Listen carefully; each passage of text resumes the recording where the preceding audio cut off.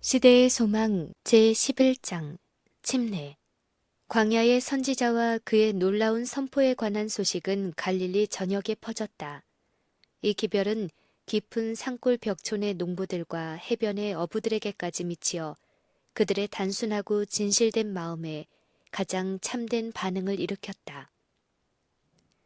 나사렛에서는 이 기별이 요셉의 묵공소에도 들리게 되었는데 예수께서 그 외침을 알아보셨다. 그분의 때는 왔다. 그분은 자신의 매일의 수고에서 돌아서서 어머니에게 고별 인사를 한 후 요단강으로 모여가고 있는 마을 사람들의 발자취를 따라가셨다. 예수님과 침례 요한은 친척간이었고 그들의 출생에 따른 사건 때문에 긴밀한 관련을 맺고 있었지만 아직 서로 직접 대면해 본 적이 없었다. 예수님은 갈릴리 나사렛에서 생애하셨고 요한은 유대 광야에서 생애했다. 이 두 사람은 크게 다른 환경 가운데서 다 은둔 생활을 하였으므로 피차 교통한 일이 없었다. 이 일은 하나님의 섭리가 명하신 것이었다. 이 두 사람이 서로 상대편의 주장을 지지하기 위해 공모했다는 혐의를 받을 여지가 없게 하기 위함이었다. 요한은 예수님의 탄생을 특징 지은 사건에 대해 잘 알고 있었다. 그는 예수께서 소년시대에 예루살렘을 방문하신 일과 랍비의 학교에서 생긴 일에 대하여 들었다. 그는 예수님의 죄 없는 생애에 대하여 알았으며 그가 메시아가 되실 것을 믿었으나 이에 대한 결정적인 보증은 얻지 못하였다.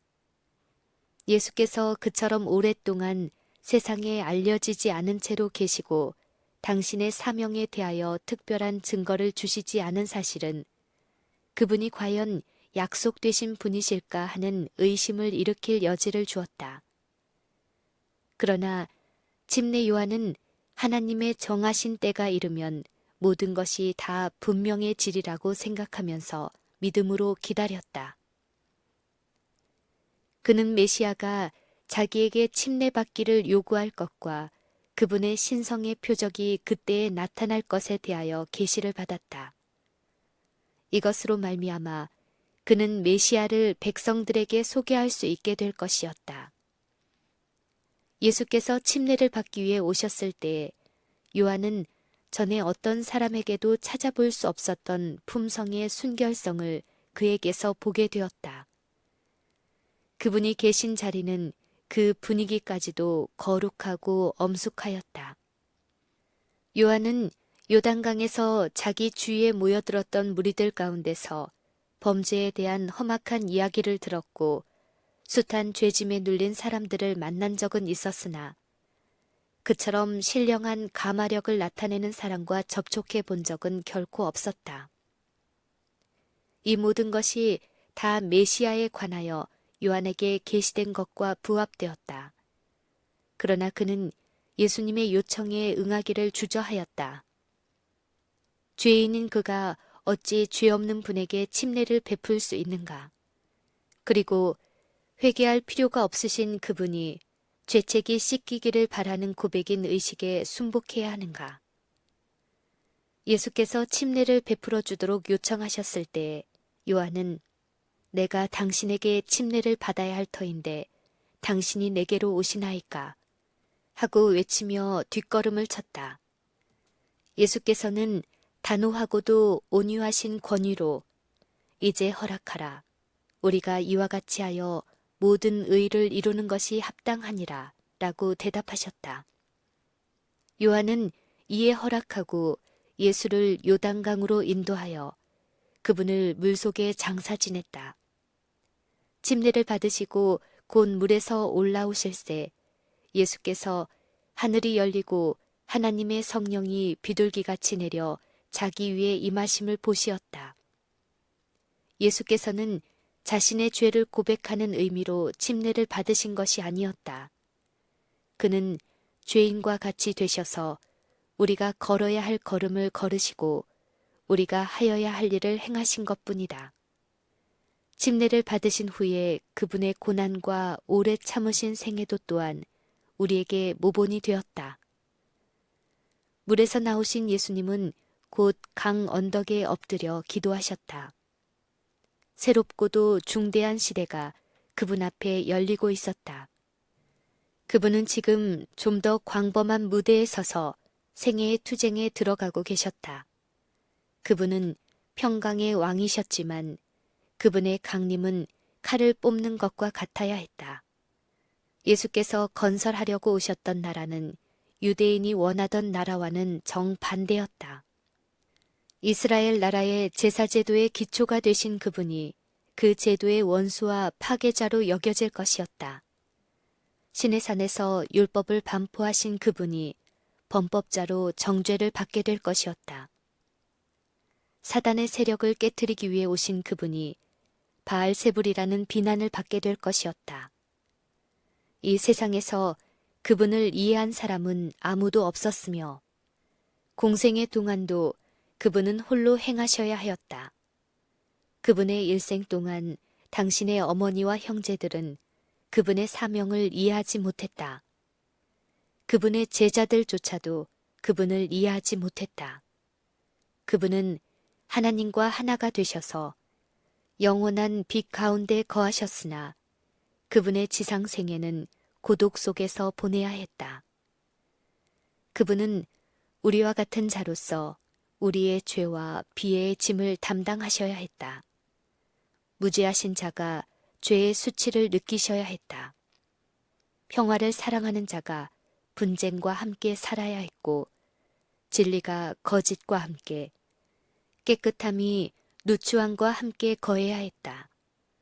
범죄로 생긴 모든 죄악, 모든 불화, 모든 누추한 정욕은 그분의 마음에 큰 고통을 가져다 주었다. 그분은 홀로 그 길을 걸어야 하였으며 홀로 그 짐을 지셔야 했다.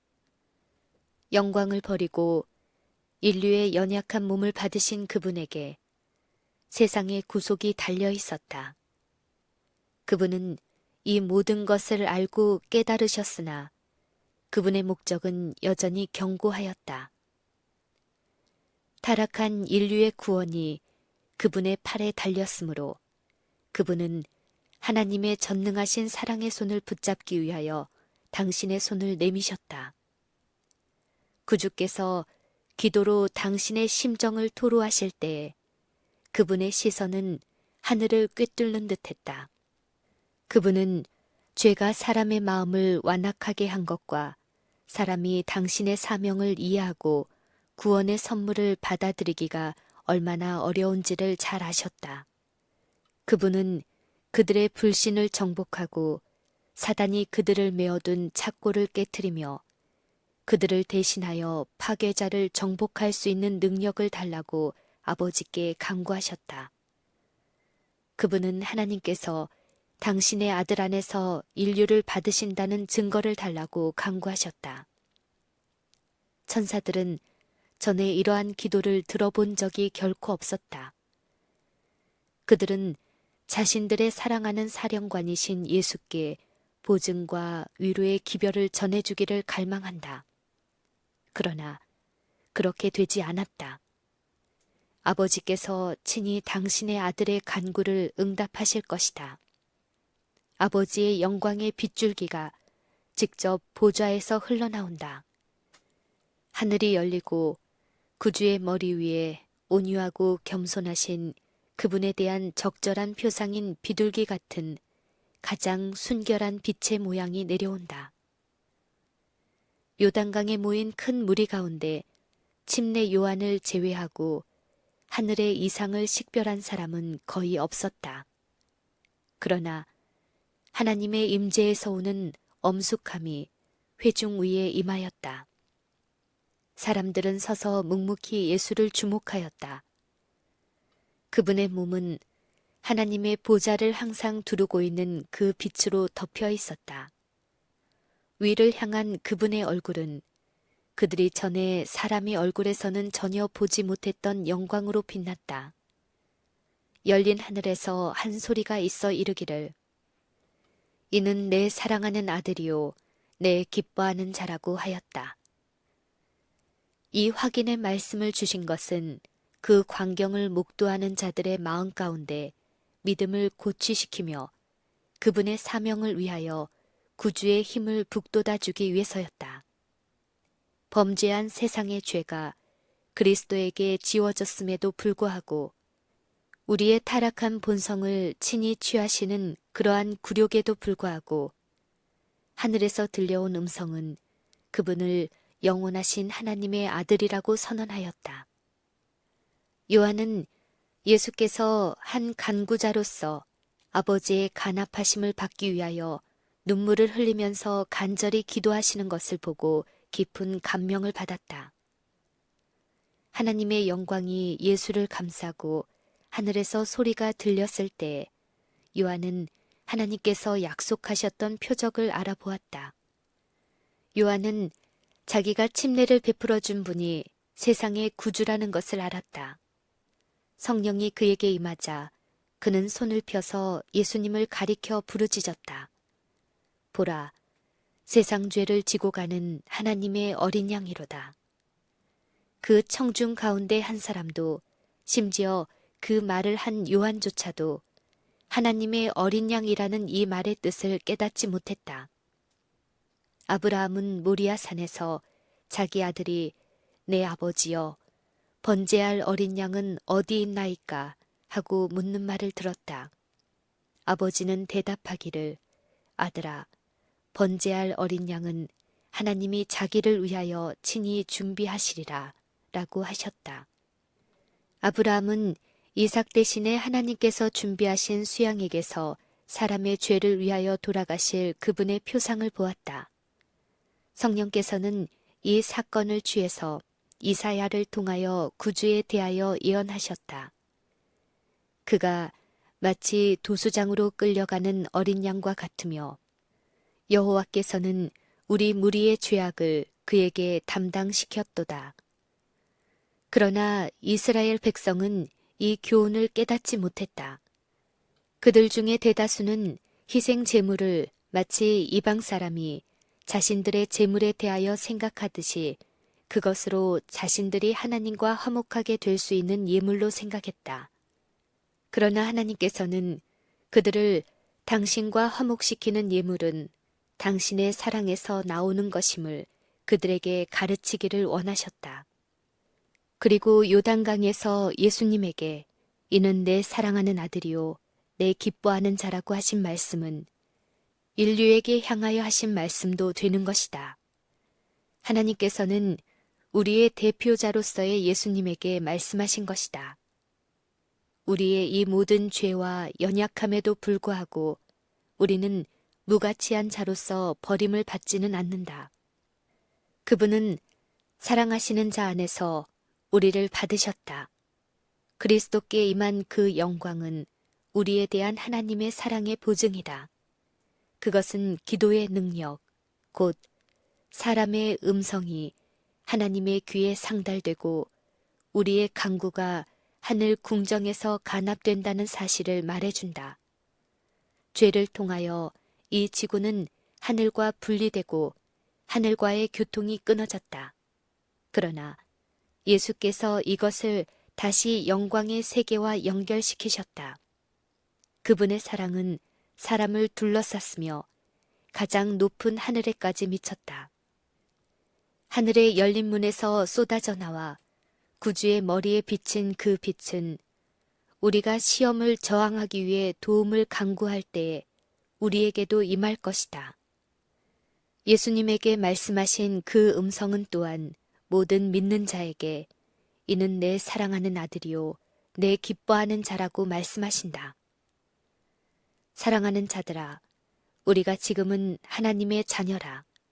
장래에 어떻게 될 것은 아직 나타나지 아니하였으나 그가 나타나심이 되면 우리가 그와 같을 줄을 아는 것은 그의 계신 그대로 볼 것을 인함이라. 우리 구주께서는 가장 죄 많고 가장 궁핍하고 가장 압제받고 멸시당하는 자라도 하늘 아버지께로 나아갈 수 있도록 길을 열어놓으셨다. 모든 사람은 예수께서 준비하러 가신 집에서 살 수 있을 것이다. 거룩하고 진실하사 다윗의 열쇠를 가지시니 곧 열면 닫을 사람이 없고 닫으면 열 사람이 없는 그이가 가라사대 볼지어다 내가 네 앞에 열린 문을 두었으되 능히 닫을 사람이 없으리라.